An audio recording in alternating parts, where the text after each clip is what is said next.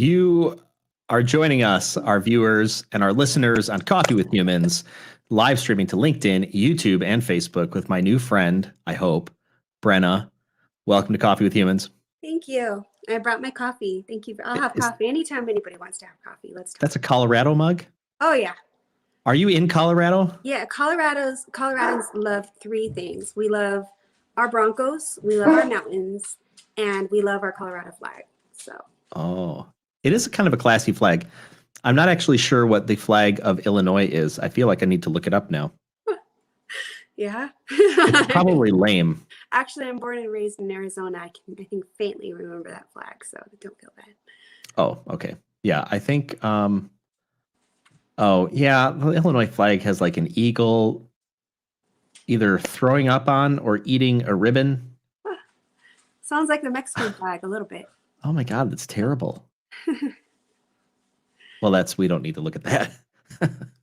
We could though. Oh boy. Well, I'm curious. Why did you decide to have coffee with me? Well, I have a friend named Matt Mormon, and he knows a lot of my story and my journey and my life and things I post on social media. And he says, you have to meet this guy, Jason. You have to have him interview. I'm like, I've never been interviewed. I usually do the interviewing. Okay. And so I just wanted to roll with it. I like Matt. He's a good guy. So let's do this. He is a good guy. I like Matt. I met him. When did I meet him? I met him not all that long ago. A couple, I don't know, a month ago or something like that, just out of the blue, on Coffee with Humans. And we had a great time. And he's been on one time else. And then we've got some super secret thing we're working on. Here's, before I forget, there's the Illinois flag. Yeah, nice. I mean, like, what do the numbers even mean? There's a lot going on in that flag. I'm not sure if we're clearly indecisive. We couldn't even settle on a date. We're going to stand on this. Yeah, this is crazy. It is 1818. But we love Illinois. 1868. We love Illinois. All right, enough of that. Yeah. Well, we've also got some viewers on there. Chad Ensley is watching today. Oh, he's saying it's sad. He's talking about our conversation over the flag. And then he states that the flag is symbolic. Thank you, Chad. That's probably true. I cannot imagine it was totally random. They all are. I mean, that's why they're our flags. But Colorado, though, is nice and simple. Oh, you know what it is? Okay, tell me. It's the sun. It's the glow of the sun. If you ever see a Colorado sunset, and it's just kind of literally, I have a friend who has a picture, and he just took a picture of the sun rising in the morning, and it just had that beautiful glow. We get some of the most beautiful sunsets here. I've been to Colorado a couple times, and I totally agree with you. I love Colorado. I think the thing I noticed first about Colorado was lack of mosquitoes. Yes. You have no mosquitoes. Yes. Which was great. Yes. I lived in Georgia for a while back in 2000, and they were like the state bird. They called them the state bird. They're just exactly. Yeah, that's what it's like here. You can leave, and not even a lot of flies. Even, I mean, people leave their doors open and windows open in the summer when it's nice out. Oh, that's so wonderful. Yeah. So you met you met me through Matt. Yeah. And you also said that you're usually doing the interviewing, which is curious to me. And for our listeners and viewers, Coffee with Humans is all about meeting a stranger and then having a conversation. As you would in any other scenario where you just meet somebody randomly. So I met Brenna about 8 minutes before we went live. And we're besties. We are almost besties. We're very close. And we will be besties by the end of this, I'm sure. So I know nothing about Brenna. And she knows very little about me. We talked about how I put on this orange thing and I didn't mean to. And we also talked about how you don't have glasses on. And so you don't even know if I'm smiling. Can't see. No, I just see a big blur at my phone. But you own it confidently, though. Thank you. It's easy to be confident when you just can't see. Just a blur. That's it. I had Max Ivy on. He's the blind blogger. Okay. I also didn't know him, and he's pretty confident and literally can't see. Yeah. So all right. So tell me why do you normally do about the what do you mean when you say you normally do the interviewing? So how that started, So and this is just part of my story. It's my journey and it's where I am now. So I talk about it because it's my current experience and it's what's in front of me. But I have multiple sclerosis. I was diagnosed 5 years ago, and I also have some other illnesses. I recently diagnosed with CVID, which means that basically I don't have any antibodies against infection. Mm. But it took a lot. I mean, this journey was 5 years. And 2 years ago, in June of 2018, I gave up thinking I could, like, I fought for years trying to get back on my feet, and my health just kept getting worse. So I went back to Arizona for a year, ended up back here, and just struggling, just literally like, how am I gonna, how am I gonna support and take care of myself and do anything? If I can't take care of myself, I can't work. I couldn't. It was awful. I mean, I had energy for maybe a couple hours in a day max.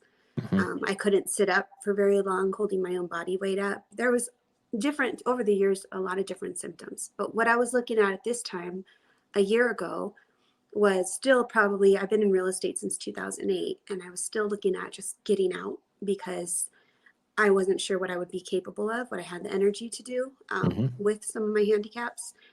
But what I could do, God gave me a passion and He gave me a voice. I've always been, I was the talkative kid in class, and I've always been, got A's on my papers for writing because I have words for days. And I could talk. And I have a cognitive issues, and conversation was hard. It's hard to speak without like forgetting what I'm saying. It was just really hard. So I knew that would help me. Um, my journey along the way, I had people, I would share it because it was all I had, was to be able to kind of share little bits and pieces. And um, people would say, that inspired me, or my father has MS, or my family's going through this. And thank you so much for sharing. And I could tear up now because it's humbling, because you don't share you hope maybe just to kind of educate people with your story and to touch Hmm. people. But when it really happens, it's just amazing.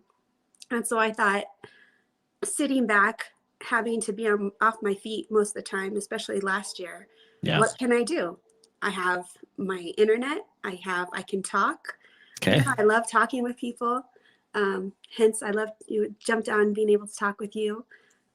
So let me do this. And it's helped doing my interviews because I feel like I'm nobody with an in particular special story. I haven't like achieved the highest success. I haven't, don't have tons of degrees. I don't have all of this.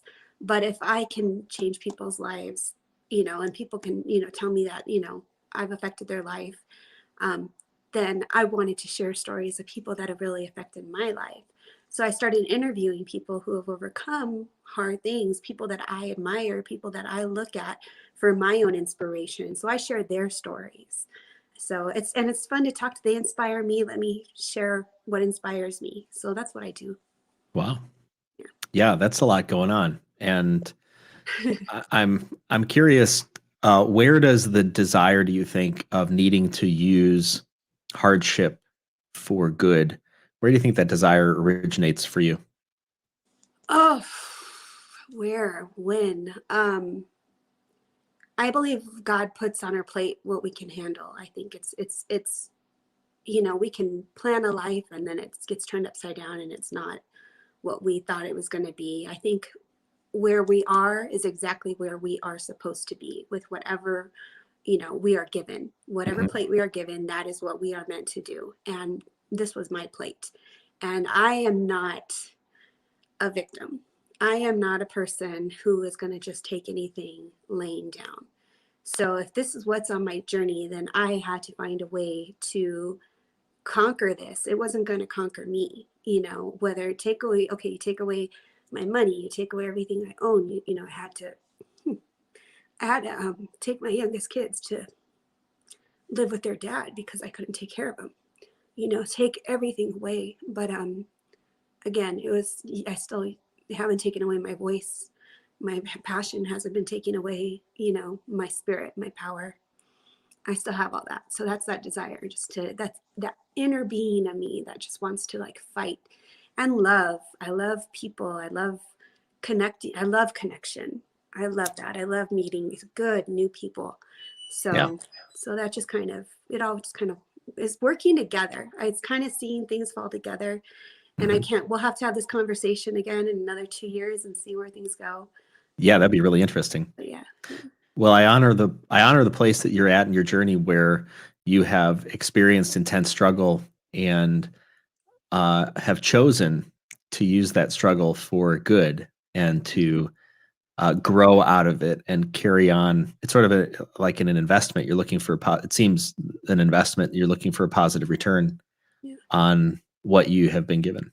I do. I think, again, I don't think I'm anybody in particularly special. I think we're all, I think there's greatness in everybody, and we all have to find it. But I think that's just why I'm a good example if people want to see me, because you don't have to be anybody in particularly born, special or amazing or have all these extra talents. Or you can just be a regular person, and it doesn't, mean things are easy. It just means we get up and we do it every day. And literally, that's my message. Like, if I can do it, I'm working on a book that I have not been writing in for a little bit. But I even had this conversation with my daughter, my eldest, and this was at one of the most difficult times in our relationship. And she was encouraging me to write the book at that time, even, and she said, yeah, Mom, but you don't have maybe one story, but you've got a lot of little stories, and that makes for one big story. And I do. Mhm. I think that's what will help me relate to people. And they're like, again, if Brenna did it, I can do it. Yes, Yeah. you can. You can do it. So I'm curious in terms of storyline then, if your life were a book, Yes. what would be one of the names of the chapters? Oh, okay. So some friends know this. Um, I don't want to give everything away, but the name of my book, dun, Yeah. dun, dun, it's called Real Love, Okay. and it's Where's that come from? the love letter soundtrack of my life, Okay. and that's what the book is. And it's my life in song. It's this music that's carried me throughout my entire life, and what was going on at that particular life, what songs bring up certain memories and feelings, and were just important during that period of my life and that I was going through. Yeah. So yeah. When you First chapter I already Yeah. know is Jesus Loves Me. First Okay. song I remember learning. It's a good foundational chapter. I'm curious when you were going through some of these things and um, looking forward, right? Being on, page 3, page 4, page 5 of each of those chapters to where you are today, looking back on the chapter that's been written. What was your mindset then? Oh, that's a great question. I think about that because if I wrote that now, it'd be so different. The time when I started writing this book, I was so raw. My spirit, so hurt, so vulnerable, but still so at peace, and had come to an understanding of my past. God took me back to Arizona for a year for a reason, and for closure. And closure doesn't always come, with a happy ending. Sometimes it just comes in with an understanding. And so it was definitely, and then again, with my memory forgetting things, it was good to be at that point where it was raw and vulnerable and in the moment of what I was dealing with at the time, starting it off like that. So Hmm. Yeah, that's pretty powerful. When you're thinking about what you want to come of this book, what's that future look like for you? I'm a big dreamer. I'm literally 50-50 left, right brain, Okay. whichever way. So I'm also very realistic, and literal. At the end of the day, and it's because it is all of me. There's such a part of me that has a fear to share it. It's like, I know I've known I had to write a book about my life since I was 12 years old. Okay. I just knew I wasn't ready. And so, but what I want to come from it, I think at the end of the day, if I finish it, I've already known it's just such a healing and kind of a closure of like stuff that, uh, I say last year, um, I went through just kind of coming out of some of the worst parts of my life. And again, going back to that vulnerable spot. And everybody used to always say, "You're so strong, Brenna, you're so strong." And the truth was, I was never strong. I just had a thick skin, and I learned how to live in dysfunction and ride those waves. I wasn't strong. And I feel that's the commonality I find with most people. And nobody wants to say I'm weak. Nobody wants to say I'm hurt in this part and I have to fix this part. But what God did was he stripped me of those thick layers and he left me. And the best way I described it to some of my close friends was just like skinless, just raw. I was completely raw. And he left me there not to be weak, but to grow a new armor, a new skin of true strength, with my relationship and my faith with God. And so that's what's been developing. It's real strength, not a toughness, not a pride, not an ego, all that, and I'd love to say it's all gone. It's not. A lot of it's gone. I'm working on it. I think as long as I'm human, there's always going to be some humanness, that part of me. But just really growing into that love, that part of me. And that's what I just want. If it just leave it for my kids and my grandkids and my great grandkids to know me and to know where they come from and to know the chains that I've broken and I fought so hard for. That's it. That's good enough. And one other person reads it and is inspired, that's great. The dreamer in me would love for it to be like a mini series on Netflix, or let's make a movie. Tyler Perry can make a movie out of it. It's not about me. It's about whose life needs to be changed. And I totally believe in the butterfly effect. If it just inspires one person to go on and do something amazing, and they're fabulous and they help change the world. Like, wow, what more could I have asked for? Or to just one person to just step up and be a better parent. What more could I ask for? So in the middle of that, you said you made just one little phrase. I think you said, "If I finish it." I'm finishing it. What's that about? It's been put on hold, and my kids, my friends are like, "Brenna, have you got to your book?" No, I'm finishing it. It's not if I'm finishing it. I'm gonna finish it. It's if I publish it. That's the part I get leery of. That's the part I get leery of. Why? Because it is so vulnerable. It's so me. And so I believe you don't share things with people until you're at peace and your whole, I got that from Brene Brown, you don't let people have access to that part of you. But I also feel like this is my mission. So at the end of the day, am I going to share it? Yes. Am I going to be sitting there red face with my hands in my face? Like, what are people going to think? Yeah. But again, at the end of the day, I still have my circle of people that really love me and my faith. And that's all that matters. As long as I have that, it's like, come at me. So, but it's not going to be easy. It's not. There's definitely going to be What are you worried about? Judgment. Who wants to be judged? Who wants people to be like, it's going to be my life. I'm not going to hold back. I'm going to talk about things I'm ashamed of. I'm going to talk about mistakes I made. And you can try to make things right. And you can, we're our own worst critics. I will forever feel bad about things I did that were wrong. That doesn't ever go away. So it'd be easy for somebody to be like, well, she did this. And for me to like, yeah, that's just that old mental mindset that I have though, too.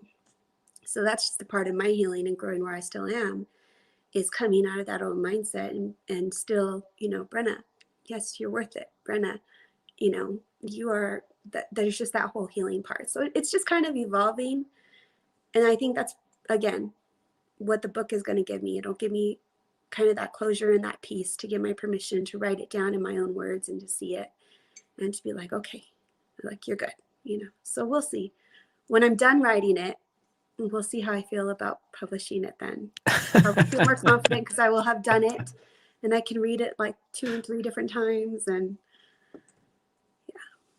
I think this idea of feeling judged is a pretty common theme for most people. Yeah. Nearly everybody I know has that feeling of being judged. And yet on the flip side of it, the people that we admire, so for instance, you said you name dropped Brene Brown, Yeah. who her thing is authenticity. And if you listen to how she came about this idea of authenticity is, she never expected to be in this business of, spreading authenticity. And she fought with it, fought hard against the idea of, this is what I got to come out there and say. And, then kind of spread herself open on this TEDx talk and like, oh my gosh, here's who I am, fire your arrows if you need to. And so it seems that the people that we admire, the people that we point out as our individuals and we look to for our inspiration are the people who say, who overcome that fear. And yet we are so afraid to overcome that fear. Yeah. But I also know there is that, and there's 100% that. And she talks about in that TED talk about that Theodore Roosevelt quote about being in the arena. And anybody go Google it really quick. I'm not going to spend the time to pull it up, but I have it saved. Yep. But that's my fight. That's what I know I'm here for. So I can't bow out. I know I'm here to put myself in the arena. And if I'm going to get shot and get be a target, so be it. It's just kind of it's, I am I'm at peace and with everything. I had to forgive. You have to forgive yourself, and you have to look at yourself and see where certain things come from. And yeah, so that's just kind of where I'm at. That quote that you're referring to, yes, Theodore Roosevelt, and talks, it is not the critic who counts, not the man who points out how the strong man stumbles, or where the doer of deeds could have done them better. The credit belongs to the man who is actually in the arena, whose face is marred by dust and sweat and blood, who strives valiantly, who errs, and he continues on. The point being that I think he ends with it, so that his place shall never be with those cold and timid souls who neither know victory nor defeat.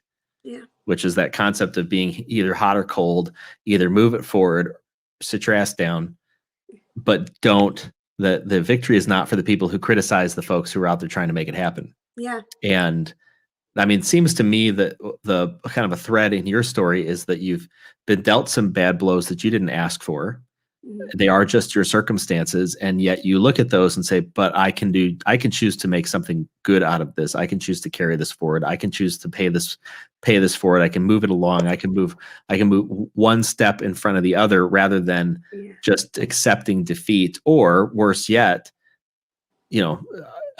symbolically like sitting on your couch and complaining to everybody else about how they're not, good enough, or they're not moving their balls forward. And that's how I see my life. I do it. I just, that, it's just how I see my life. It's like God gave, again, that plate, God gave me that because I could handle it. He gave me that because I could handle it. And so through everything I thought I couldn't handle, I'm still here. I handled it. So, people, I remember someone asked, I've heard, like when I was diagnosed, different things in my life, and like when I was diagnosed with MS, and people saying that's not fair.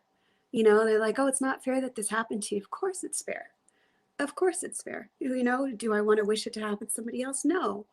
Okay, give it to me. If I can take it, give it to me. And I think I've always kind of had that attitude. If I could take it, and there did get to a point where I'm like, okay, God, like, can we stop? Can we stop now, please? But I think when you've been through those really, really, again, that's where your true strength comes from, though. When you go through those really, really low points and you've come out of it, and then you hit another point and you're like, I've done this before. Like, let's do it again. Like, okay, we're going to, come at me. Yeah. And so I think that, it built up my real strength and allows me to be here and will allow me to, publish my story. Well, you've announced that you're on Coffee with Humans, so you better follow through with it. I have to. I know. But it's interesting that we give ourselves a caveat. We give ourselves a way out and preface it. And I do the same thing. Even though we're committed to it, but we're not that committed to it. Like it's really interesting the struggle that goes on in our minds. And then we say, yeah, but when I'm ready. And on the flip side of that, there are disciplines we could put in place to just do it. It's like the Seinfeld effect, right? He became a good joke writer because he decided to write a joke every day. and put a little calendar up there, and he'd cross off every day. And every day he talks about, kind of completing the chain. I've got a friend, Jim Packard, who is co-author of a book called Consistency Chain. And it's all about making sure that the things that you do every day are consistent. And it is that consistency that leads to long-term success over the course of a year. John Maxwell talks about the same thing. I can spend a day with you and I'll tell you what's going to happen a year from now, because a year is simply made up of 365 consecutive days. Yeah. That is Ian Cumming here, he's listening, says brilliant attitude, and I feel the desire to pause before doing it again. So I think your attitude and how you approach the circumstances that you have, I think intuitively know that it is inspirational, that there's a value in your circumstances for everybody else and how you approach them. But I think, Ian's comment is kind of clearly evidence of that. So I would encourage you to go ahead and finish that book. Thank you. And honestly, so I wrote 2 songs and published them. Actually, I wrote 3 songs and published them. I've got like an orchestration behind it with the Dallas Symphony Orchestra, and I've got a guitarist from Nashville, and I've got it's really, they're beautiful songs. And I wrote one for my mom for Mother's Day years ago. I needed one. I was leading church at the time, and it was a Saturday night, and I was like, oh my gosh, I should probably have a song for Mother's Day. And so I just wrote one. And then that turned into something. And then I wrote one for my daughter for her dedication. I was like, I should write something. And it just like the words just kind of spilled out of me, and I wrote it all down. And I've written a number of other songs, and I suffered the same thing, which was like, well, I'm not even sure that these are good songs. I'm not even certain that I fully like the way they're done. I would not do it if I had a band to play with it. It wasn't the same. The way they're published is not the same way that I wanted a band to do it. And I had a band do it at the time. But it's what I had, and it got done. And the outcome of that is that when my daughter hears that song, she kind of dances around and she loves it. She less so now that she's 14 instead of 0 or 1. But, there was like, she looks back on that and she's inspired by it. But I didn't write it for anybody else. I wrote it for her. Yeah. And is it the exact thing that I would want? Well, it's the thing I have. And could I have made it better? Probably not. It certainly wouldn't be done by now. And, we are years later into this. So I think that's kind of a lesson for me, at least, in getting it out there. I mean, even the Coffee with Humans thing, if you look at the first Coffee with Humans thing, I called it Coffee for Humans.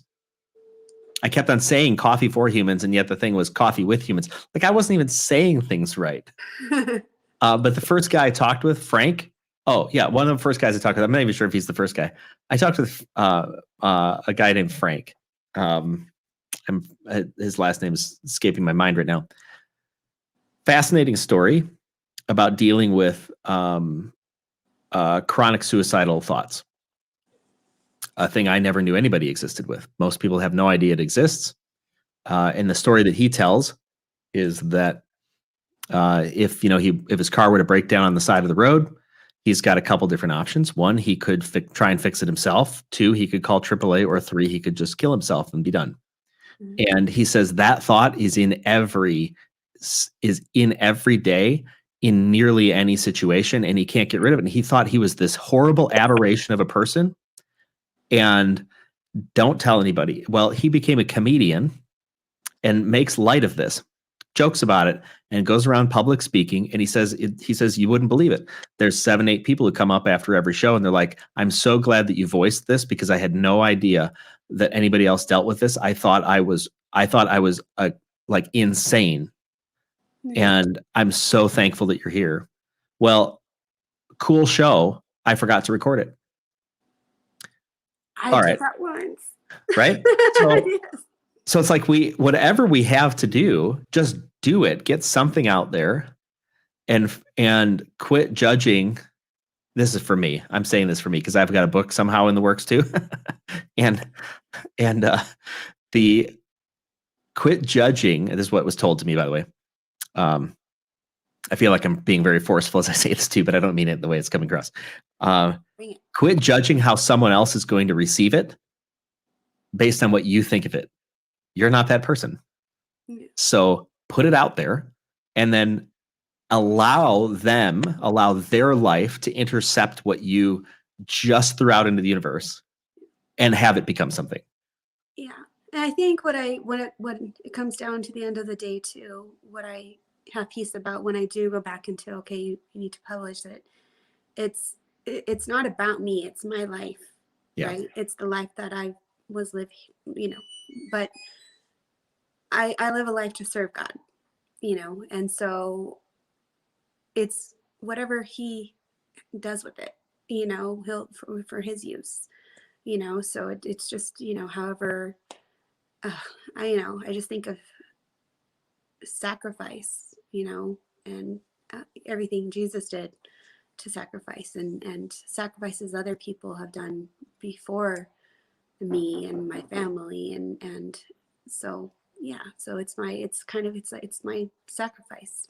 It's what, and whatever be done, be done. No, that makes sense. I get it. Zach is here saying it is great seeing this go live, Jason. Yes, you are Zach Rivera. Hey, Zach. Also a guy with a great story, helping veterans returning home from the battlefield get reintegrated into society in a healthy way. I think that's a good synopsis of what Zach's doing. Yeah, thanks for joining us, Zach. And for everybody else who's watching online, we've got a number of listeners. If you've got anything that you want to talk about or you want to ask Brenna, drop it into the chat. We'd love to hear from you. All right, so let's change gears here just a little bit. I'm curious if I was to come out to Colorado for a weekend, what is one of the top things that is like a must do? Okay, so I'm not a native Coloradan, but I love Colorado. So I'm personally, it's shameful because I'm from the desert. I'm a warm-blooded Latina from the desert. Okay. So I moved here in 2012. I am about to go on my first ski trip. What? Colorado, you gotta go skiing, right? My first time. Yes. But it's being done. It's coming up, and I am so excited. And I will probably be on my face the whole time. But I get to go skiing. So come to Colorado and ski. The incline, I always say it's a rite of passage if you come to Colorado Springs. It's have you heard of it? Somebody just mentioned that. I might have been Matt. I don't recall, but what is it? Describe for our viewers what the incline is, because we can't see it. The incline is my nemesis. It's basically 2,000 steps up, 2 miles up from 6,000 feet above sea level to 8,000 feet above sea level. What? And it's a very steep climb. And the first time I did it, we were new here. And like I said, it's a rite of passage to come to Colorado Springs. And I remember crawling up some parts like a ladder because I had horrible fear of heights. Horrible. Now, this was before I was diagnosed with MS. Okay. MS made stairs impossible for me for a while. Oh, I couldn't be anywhere near the edge of a balcony. Like 6 feet away was not far enough. So that was my thing to conquer that. And it was something I never thought I'd be able to do again. And so soon I'm going to do that again. And it may take me 3 hours. I'm not going to be in a hurry. I'm not going to look back. Yeah. But I'm going to go back up. He just did it. Matt he just posted pictures. He just did it. Did he? Okay. And yeah, other people are champs. I mean, there's people that do it in like 30 minutes. I have friends that are, I just need to do it again. That's it. 30 minutes to go up the 2,000 feet in the elevation. Zach Rivera, he is also, he's saying yes, the incline. Yeah. Matt's online here and he's saying, yeah, it's a tough one for sure. Hey, Matt. Sounds dreadful. What happens to your, so tell me about what happens to your calves, your calf muscles. So, isn't that, like, what happens? When I did it, I've always had really strong lower body strength. Okay. So that didn't bother me when I did it. Now, when I do it again, because I'm so out of shape, because I mostly laid in bed for the past 5 years, I don't know what to expect. It's not going to be fun. I'm going to just take some oranges with me and some water and a little backpack and just chug along nice and slow. So yeah. But some other people, I mean, So I do remember being a little sore the next day for sure. All right. Yeah, the incline in Colorado Springs. Let's see if I can. Oh, snap. Yeah. All right, we gotta put this up on the screen. This is great. Yeah. That's all. What? And I think that looks like an old picture. Yeah. I'm right. Yeah, because so it was an old railroad track, and the ties were all crooked, and they closed it down a couple years ago, a few years back, and they redid the steps so they're not so, but they're still, I heard it's still really challenging. Wow. So How? it's steeper. That's what's at the base of the incline? Is that like a place to stay or something like that? So it goes into the city of Manitou Springs, and you just walk, and then the incline is basically like heading up towards Pike Peak, and then you have a half summit and then summit. That's awesome. Zach's saying you'll see senior citizens sprint it 3 times in a row, and one of our Facebook users saying, "Nope, hard pass." It's a lot. My very healthy 18-year-old was here back in September, and her boyfriend went up it, and she was just, well, she was also just came in. Well, if you're not used to the elevation, it's going to get you if you just jump in. Yeah. What would be the starting elevation on that in Colorado Springs? It's not, you're not quite as around 6,000. Is it 6,000? It's 6,000-ish. Yeah. Okay. Above Yeah. So 6,000 feet above sea level. Yeah. So if you came from the Midwest, it's if you hit 6,000, you're already winded most days anyhow, just walking around. When you get off the plane, you're going to need a little oxygen. Yeah. And then you go up another 2,000 going, that sounds great. Yeah. I love it. And I love a good trail challenge. Coming down is beautiful. You come down the mountain, there's a trail, and it's just beautiful.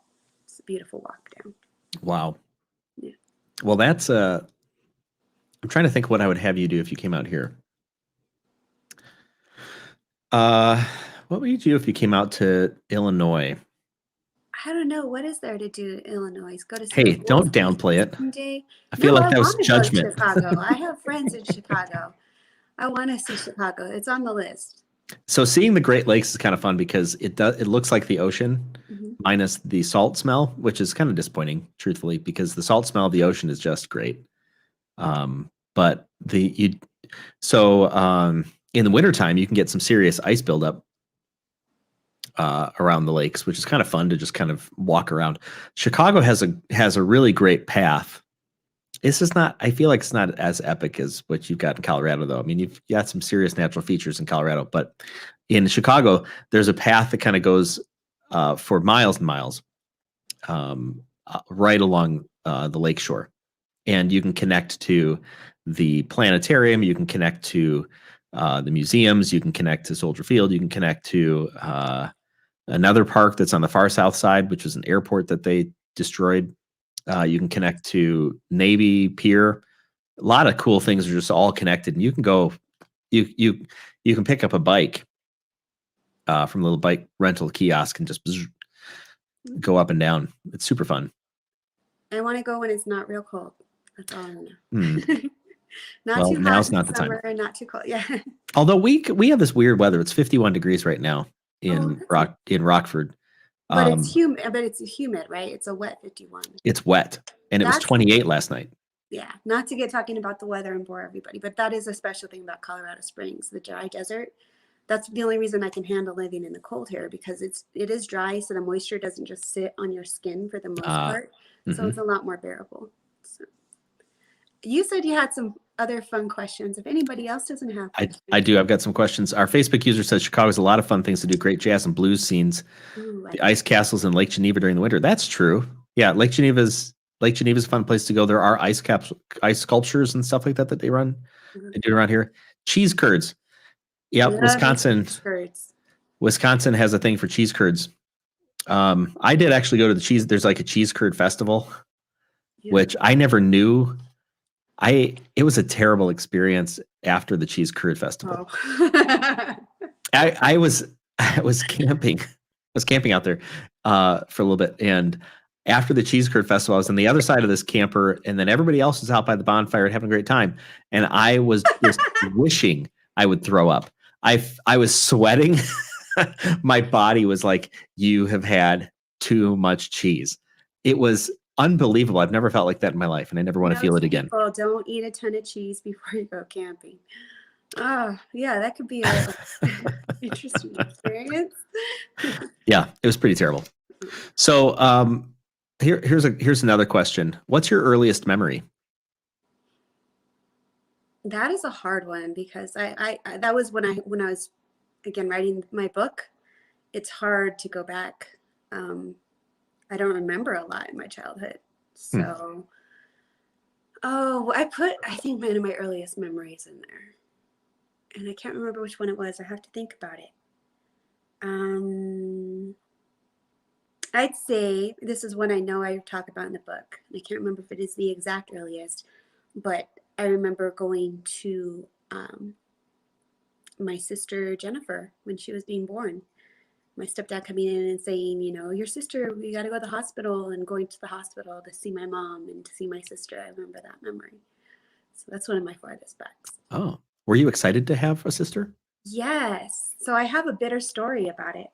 I was excited to have a sister, and I was and I had a Fozzie bear from the Muppets. And Fozzie was my everything.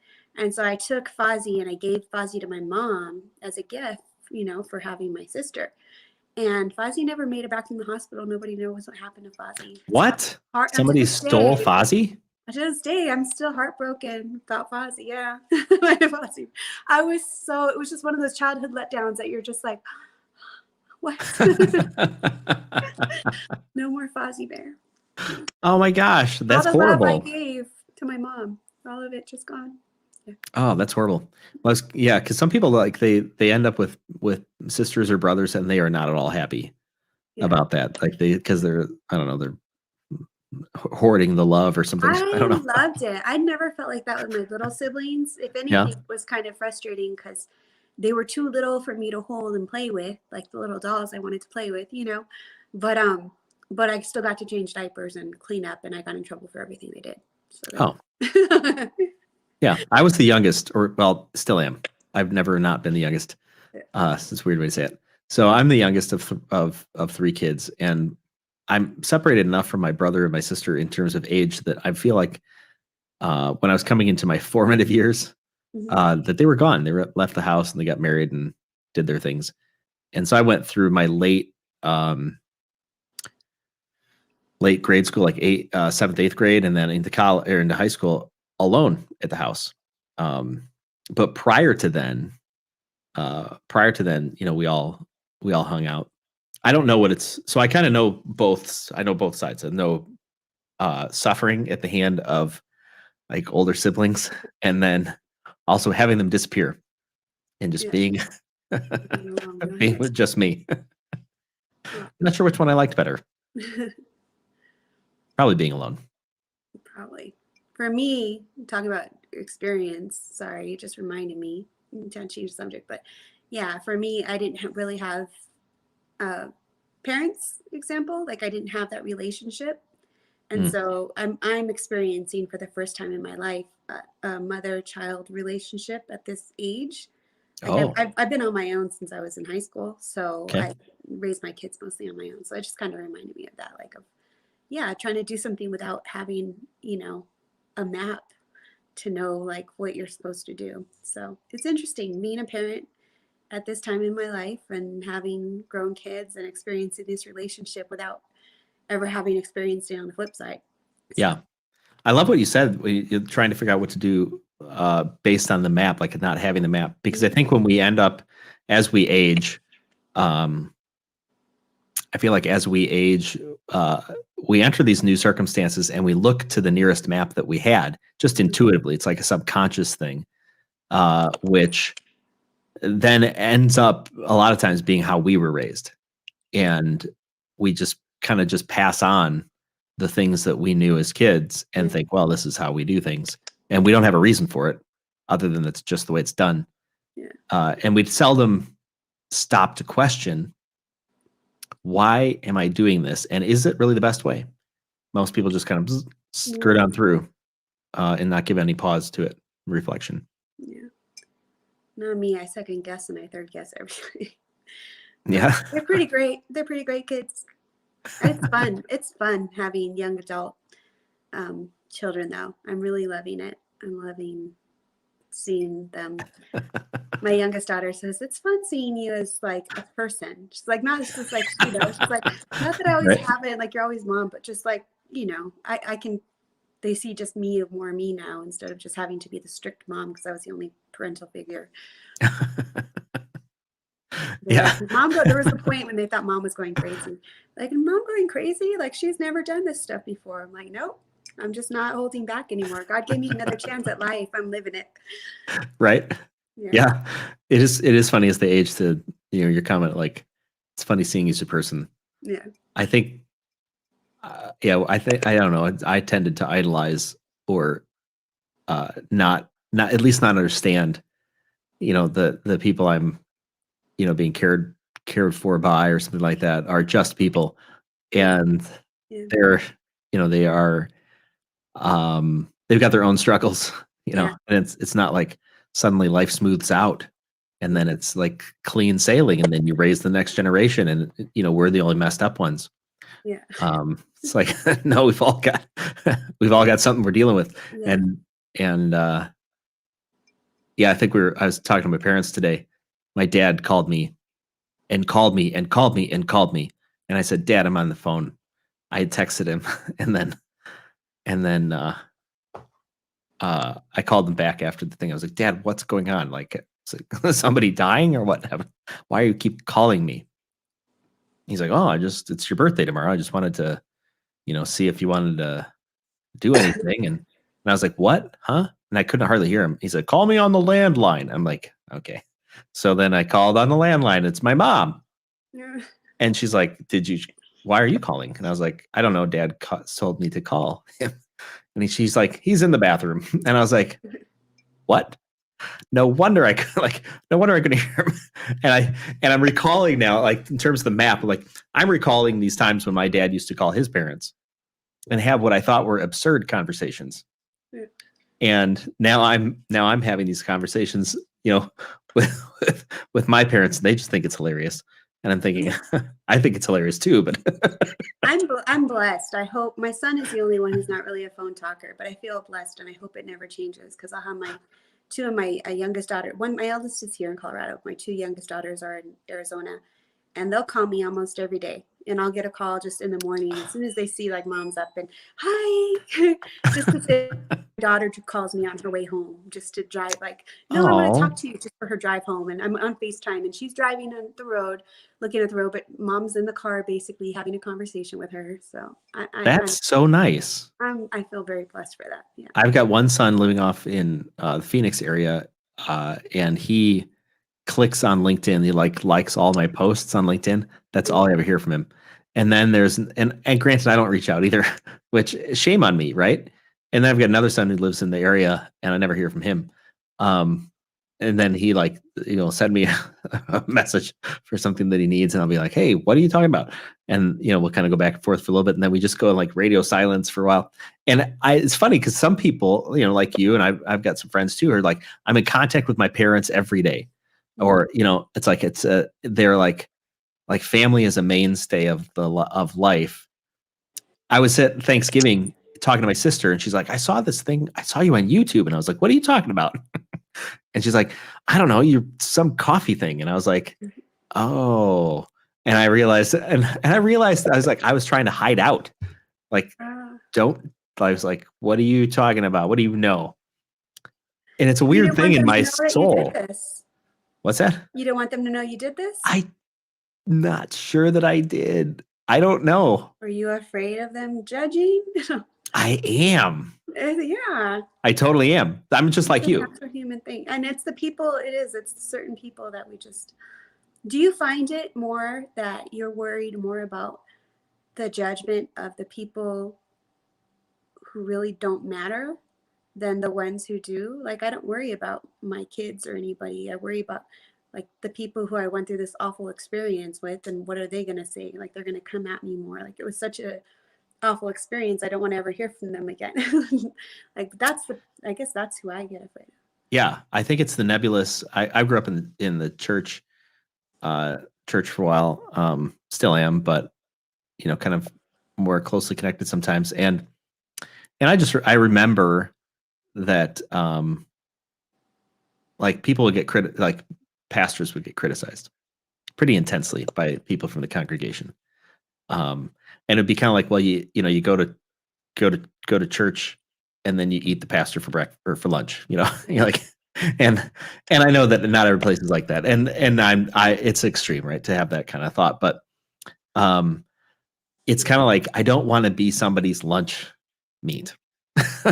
Like, you're speaking kind of to my story, and to like, that's, I think, one of the points of it all for me. It's there just are no perfect people. Stop.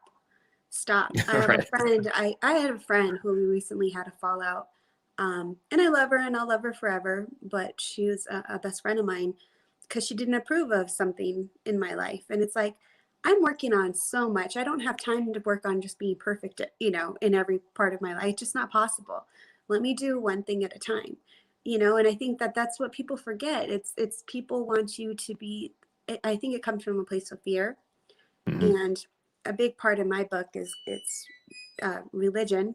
I'm a Christian and I believe in Jesus, but I'm not a fan of religion where people just point their fingers and say, you need to do this, you need to do that. Because first of all, God didn't do that. If God didn't do that for us, if he gave us, free will to know him and to love him and to come to him on our own, who are we to take that away from one another? Who am I to go and say, you're not doing that right? Because everything that we do, even our mistakes, it's all part of just being human. It's part of what our minds are programmed to do. And it's part of our journey. And if we're constantly making the effort to be good and to come, I love the book, A Return to Love. Love is who we are. Love is who God is, and it's who we are. And if we're constantly making that effort to return to being the most loving, healing, whole people so that we can help other people, that's more than we can ask for. So we need to stop telling people, you're not doing it right. You're not, doing this right, because maybe they're not doing something great that you think, but maybe they're doing something way better where you're lacking, so Yeah. yeah. So The thing that comes to my mind is for folks like that, and I hope I've not been one, and maybe I don't know, but like you say, there are no perfect people. yeah. We're just trying our best, really, and sometimes we're not even trying our best, right? I mean, we're just kind of trying. Sometimes Yeah. our humanness takes over and we say, screw it. Exactly. Totally. Exactly. I'm going And to then do we this. ask for forgiveness. I'm going to do this thing that's bad for me because I just want to. Thanks very much. I'm out of space to do the right thing in this moment. Peace out. The thing that comes to my mind, like the phrase that comes to my mind is, I'm not your hope. So if it's so important to you that I somehow do everything right, like if you're like hoping for that, I'm not your hope. It's actually, the world is actually designed very, very specifically and importantly, that I am going to disappoint you. Like, life is going to disappoint you because none of us are your hope for you. Yeah. Like, I don't hope, like Brenna, you have a fantastic story, and I want you to do your book. I want you to do your book for you, and I want you to take up as much space in the universe that the universe allows for you. And I think a lot of that boils down to choice. I want that same thing for me. If I don't, and if you don't, I also know that the universe doesn't cease to exist, and the fullness of what becomes of this Yeah. is still going to be in some way. I will have missed out on what could have been. And people around me might have missed out on what could have been. And but I'm also going to allow myself to walk the journey, knowing that it sometimes is a sometimes I'm going to go down a wrong path. I don't know which path to go down, and I'm going to go down a wrong path. I'm going to find a dead end, and I'm going to have to backtrack, and I'm going to find the main track again, and I'm going to go up. Not everything's like the incline, right? Not everything has these stair steps all the way to the top. Sometimes you're just bushwhacking. Like, I don't know where the hell I'm going either. So I'm bushwhacking, and if you'd like to join me, great. But don't bushwhack and bitch about it. Yeah. You got one or the other. Yeah. Oh boy. Well, Brenna, we're coming up to the end of our time here. All right. That went fast. I appreciate you being on. Is there anything that what's in your heart to say to anybody who's viewing? I know I put you on the spot with that. You know, I didn't know what we were going to talk about, and I don't even know what I'm going to say. It is on the spot. Maybe something will come out. Maybe it won't. I don't know. My mind kept circling around the word faith. And I think before this interview, and I think maybe somebody just needs to hear it who's watching it, you know, or maybe, I don't know, but the word faith was in my, and maybe because have some new challenges ahead of me, and I've been struggling with it and just trying to keep myself aligned and you know, just keep surrendering. So yeah, so that's all I'll say. No matter what you're going through, I mean, that's my journey, that's my story, and we're kind of here to discuss that. Whatever you're going through, don't worry about the picture. Don't worry about what you thought it was supposed to be. It's going to be okay. And faith doesn't mean you're strong all the time. Faith doesn't mean, it just means you let go and you surrender.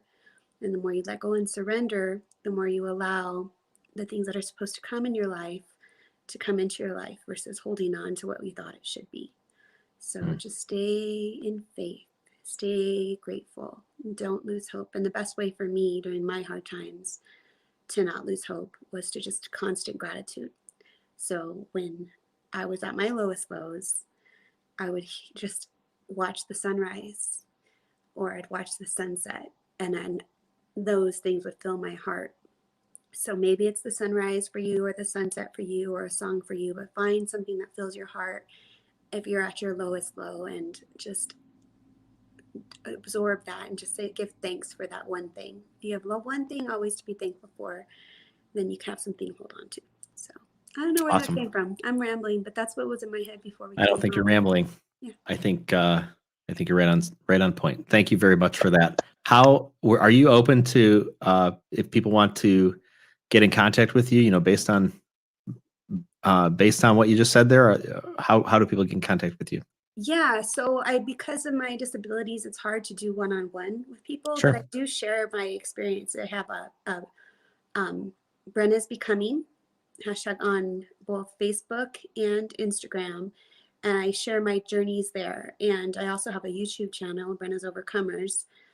That link is on my Instagram, hashtag Brenna's Becoming, where I will be sharing stories, like we talked about in the beginning, of people who've overcome really hard times, and where I'm still sharing my journey of health and healing, and where I will eventually share my book. So. All right. I'm going to put this up on the screen here in our final moments. Brenna's Overcoming. Brenna's Becoming. Brenna's Becoming. Yeah. The name came to me because I was thinking, I'm unbecoming. Brenna, like the word unbecoming. And I thought, I'm not unbecoming. Who cares about what I'm unbecoming? It's Brenna's Overcomers. Yeah. Yeah. Brenna's Overcomers on YouTube. All right. All right. Thank you. Oh, hold on. I'm really mangling this. So it's hashtag Brenna's Becoming and Brenna's Overcomers? Yeah. Yeah. Facebook and Instagram is both hashtag Brenna's Becoming. Okay. I'm going to pop that on the screen here. Yay.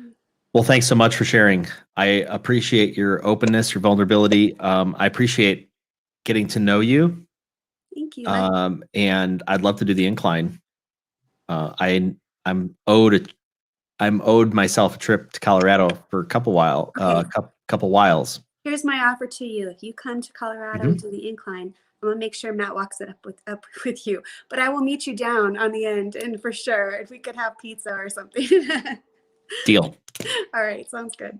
You're on. All right. Thanks so much. Thanks to all of our viewers and listeners. Get in contact with Brenna if you feel led to. Brenna's Becoming, Brenna's Overcomers. One of the things I love about Coffee with Humans are the raw conversations I get to have, meeting new people just like you. If you or someone you know should be on Coffee with Humans, go to coffeewithhumans.com. Remember, the only rule is no sales calls.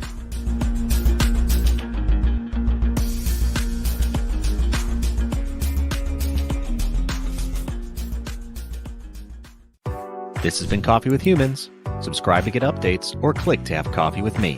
coffeewithhumans.com.